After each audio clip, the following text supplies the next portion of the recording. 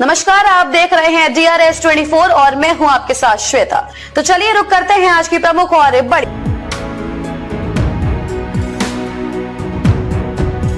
अब आपको बेटी की शादी की कोई टेंशन नहीं लेनी। संस्था करेगी आपकी मदद। आप शादी घर से भी कर सकते हो और संस्था द्वारा सम्मेलन से भी कर सकते हो।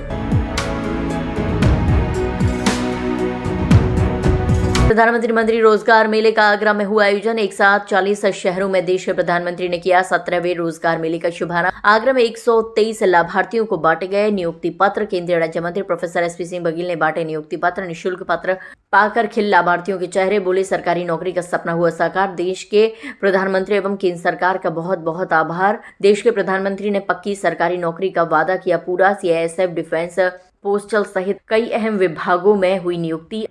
माननीय प्रधानमंत्री जी ने देश के नौजवानों को वादा किया था कि 10 लाख से ऊपर केंद्र सरकार की स्थायी नौकरियों को वो देने का काम करेंगे। उसी के तहत 22 अक्टूबर 2022 को प्रथम रोजगार मेला लगा था और उसके बाद ये 17वां रोजगार मेला है जो 40 जगह पर देश भर में हो रहा है।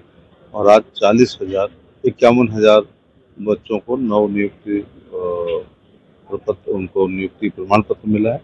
आगरा में मुझे रहने का सौभाग्य मिला अपनी कॉन्स्टिट्यूंसी में। और आज 123 विभिन्न विभागों के, जिसमें CRP है, ITBP है और रेलवेज है, डिफेंस है, ISRO है और इनडायरेक्ट टैक्सेशन बोर्ड है और डाकघर विभाग, इतने में 123 बच्चों को नियुक्ति दी गई है।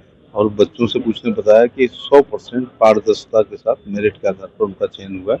इसलिए वो प्रधानमंत्री को धन्यवाद दे रहे हैं कि यदि इंटरव्यू रहते तो शायद उनका चयन नहीं होता, क्योंकि इंटरव्यू में सिफारिशें चलती हैं।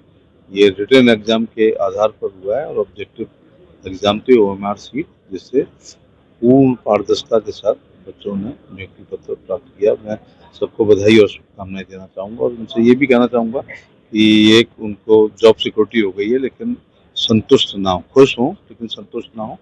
और अभी भी एग्ज़ाम अगर वो दे सकते हैं सिविल की, PCS की या बाकी, तो अभी भी देना चाहिए और अपनी पढ़ाई को जारी रखना चाहिए।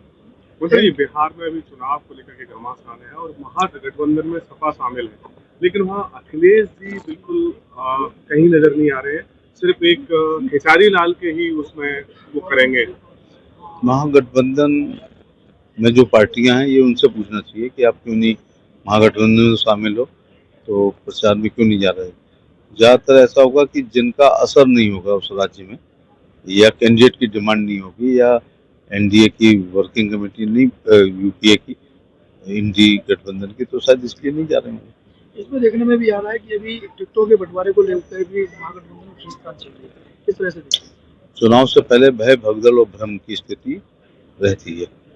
और तो टिकटों से पहले तो इस प्रकार से खींचतान जब कई पार्टियां मिलके गुट बनाती हैं तो होती है, लेकिन NDA ने बहुत